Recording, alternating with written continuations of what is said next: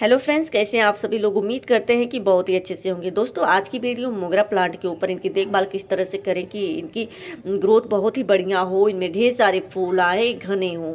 तो सबसे पहले मैं आपको बता दूं कि इनकी हर साल की यही हालत है और ये छोटे ही रह जाते हैं। बहुत मैं कोशिश करती हूँ कि मतलब ऑर्गेनिक खाद देती हूँ और गुड़ाई भी करती हूँ, तो थोड़े से बड़े होंगे लेकिन फूल बहुत ही बड़े बड़े देते हैं, बहुत ही अच्छे लगते हैं। तो मैं आपको बताऊं कि इनकी टहनियों में फंगस लग गए थे। कुछ दिन पहले मैं इनकी वीडियो बना के शेयर भी की हूँ और कटाई छटाई भी मैंने किया, तो साफ पाउडर का छिड़काव भी मैंने किया था। यहाँ पे देखिए 2 टहनी थी, एक टहनी सूख गई थी तो मैंने तोड़ कर निकाल दिया। फिर से देखिए यहाँ से नई ग्रोथ होना शुरू हो गई। तो कभी भी मोगरा को मरा हुआ समझ कर न फेंके, न उखाड़े, क्योंकि समर शुरू होते ही जो है इनमें ग्रोथ होना शुरू हो जाती है। तो दोस्तों, बहुत ही प्यारी प्यारी कोमल कोमल पत्तियां निकली हुई है। तो काफ़ी दिन हो गए, तो मैंने सोचा कि चलिए अब मैं अपने मोगरे में जो है ना खूब बढ़िया खाद दे दूं, जिससे इनकी टहनियाँ मजबूत हो, इनकी जड़ी मजबूत हो और ये मतलब अच्छी तरह से बढ़ सके, घने हो सके और जल्दी से जल्दी फूल देखने को मिले। क्योंकि इनकी फूलों की जो खुशबू होती है बहुत ही लाजवाब होती है और मोती जैसे फूल खिलते हैं सफ़ेद कलर में, बहुत ही प्यारे लगते हैं। तो दोस्तों, मोगरा की कटिंग भी आप इस समय लगा सकते हैं। अगर नहीं है तो नर्सरी से ला के अपने गार्डन में लगा सकते हैं। ज़मीन में लगाएं या फिर जो गमले में लगाएं, ये दोनों में बहुत ही अच्छी तरह से चलते हैं।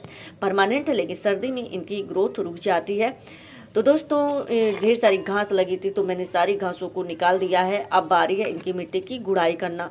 तो मैं सबसे पहले फ़ोन को ट्राईपॉड में लगा लेती हूँ, क्योंकि वीडियो हिल डुल रही है और एक हाथ से फ़ोन एक हाथ से गुड़ाई करना थोड़ा मतलब दिक्कत दे रहा है, तो इसे मैं सही कर देती हूँ। तो अब मैं इनकी मिट्टी की गुड़ाई करती हूँ। दोस्तों, मिट्टी आप देख पा रहे हैं, ये बहुत ही भुरभुरी मिट्टी है। किनारे किनारे अच्छी तरह से 1-1.5 इंच इनकी मिट्टी की गुड़ाई करूँगी।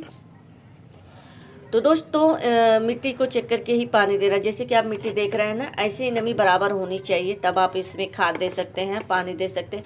हाँ, पानी तो मतलब दूसरे तीसरे मिट्टी को चेक करके, लेकिन खाद की अगर बात मैं करूँ तो खाद 20-25 दिन में आप दीजिए। रेगुलर अगर खाद देंगे दूसरे तीसरे ना, तब भी जो है आपके पौधे प्रभाव होने लगेंगे, इनकी पत्तियाँ जो है ना जलने लगेंगी, पौधे जो है ना धीरे धीरे मरने लगेंगे।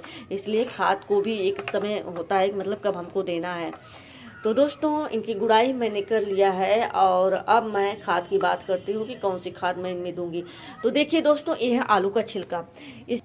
इसमें ढेर सारे पोषक तत्व मौजूद होते हैं दोस्तों, जो हमारे सभी प्लांट के लिए यूजफुल है। तो दोस्तों, आप चाहे तो इन्हें अच्छी तरह से सुखाकर इन्हें हाथों से मसल देंगे तो पाउडर की तरह बन जाएगा, या तो फिर मिक्सर में पीस लीजिए। मिट्टी की गुड़ाई करने के बाद आप इसको डाल सकते हैं मिट्टी में, या फिर साबुत जो है सुखा के मिट्टी में दबा सकते हैं। तो इसमें ना पोटेशियम है, कैल्शियम, मैग्नीशियम, ढेर सारे पोषक तत्व मौजूद हैं, जो पौधों की ग्रोथ में बहुत ही काम करते हैं। तो दोस्तों, मैं पहले का बनाई हूँ और देखिए मैंने आधा पानी ले लिया है और आधा इसको मिला रही हूँ, क्योंकि दोस्तों हमें डायरेक्ट नहीं देना है, पानी में मिलाकर ही इसे देना है। तो सबसे पहले मैंने इसको ले लिया और भी एक चीज़ मैं इसमें मिलाऊंगी, जिससे हमारे इस फर्टिलाइज़र में और भी ज़्यादा जान डाल दे। तो दोस्तों, मोगरा की ग्रोथ नहीं हो रही है, फूल बहुत ही कम आ रहे हैं, तो आप इसका उपयोग ज़रूर करें। तो ये देखिए नाइट्रोजन से भरपूर है, ये चाय की पत्ती है। मैंने इसको अच्छी तरह से धुल कर सुखा लिया था, और आप चाहे तो इसका लिक्विड बना सकते हैं या फिर जो है ऐसे ही सुखा के मिट्टी में डाल सकते हैं। तो ये नाइट्रोजन से भरपूर है। इसमें मैंने मिला दिया और भी मैं आपको दिखाती हूँ। ये देखिए 2 चम्मच मैंने मिला दिया है।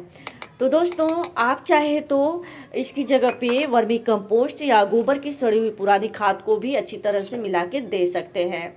फंगस ना लगे, जड़ों में कोई दिक्कत ना हो। ये देखिए मैंने हल्दी का उपयोग किया है। आप चाहे तो इसका स्प्रे बना के छिड़काव भी कर सकते हैं, मिट्टी में भी डाल सकते हैं। इनके उपयोग से ना चींटियाँ भी नहीं लगती हैं, तो इनको भी मैंने मिला दिया। तो आप इस तरह से मिक्स करके अपने मोगरा, गुड़हल, गुलाब किसी भी प्लांट में बहुत ही आराम से दे सकते हैं। तो दोस्तों, जो भी हो, जितना हम ऑर्गेनिक खाद का इस्तेमाल करते हैं अपने पौधे के ऊपर, उतना ही बढ़िया से जो है हमारे पौधे हरे भरे रहते हैं और कीड़े मकोड़ों से दूर रहते हैं। तो दोस्तों इसको मैंने मिला लिया है और अब मैं अपने मोगरे के पौधे में दूंगी। तो 2-3 दिन के अंतर में खाद नहीं देनी चाहिए, इससे फ़ायदे की जगह नुकसान भी होगा, चाहे ऑर्गेनिक हो या फिर रासायनिक हो। 15-20 दिन में एक बार हमें इसे देना चाहिए। तो देखिए मिट्टी की गुड़ाई करने के बाद अब मैं अपने मोगरे के पौधे में किनारे किनारे दे रही हूँ, ताकि जो है इनकी जड़ें मजबूत हो और इनमें ढेर सारे पोषक तत्व हैं जो हमारे मोगरे के प्लांट की ग्रोथ के लिए बहुत ही काम करेंगे। ये देखिए मिलाने के बाद मैं इसे छोड़ दूंगी और इन्हें 4-5 घंटे की धूप बराबर वैसे भी मिलती है और आगे भी मिलेगी।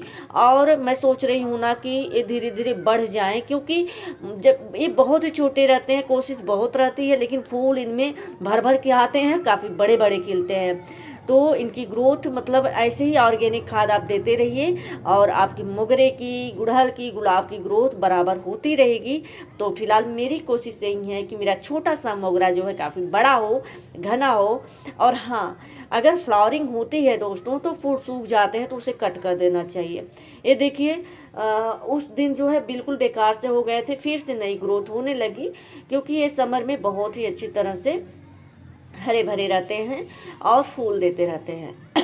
तो शुरुआती दौर में हमें जो है इनकी मिट्टी की गुड़ाई करके ऑर्गेनिक खाद देना चाहिए। आप चाहे तो गोबर की सड़ी हुई पुरानी खाद का लिक्विड फर्टिलाइजर बना के दीजिए या सूखी। लेकिन दोस्तों जैसे गर्मी शुरू होती है ना, तो गर्मी के दिनों में ना ज़्यादा से ज़्यादा हमें लिक्विड फर्टिलाइज़र का इस्तेमाल करना चाहिए, क्योंकि दोस्तों लिक्विड फर्टिलाइज़र से क्या होता है ना कि इनकी मिट्टी में नमी बराबर रहती है और इन्हें पोषक तत्वों की कमी भी नहीं होती, आराम से चलते रहते हैं।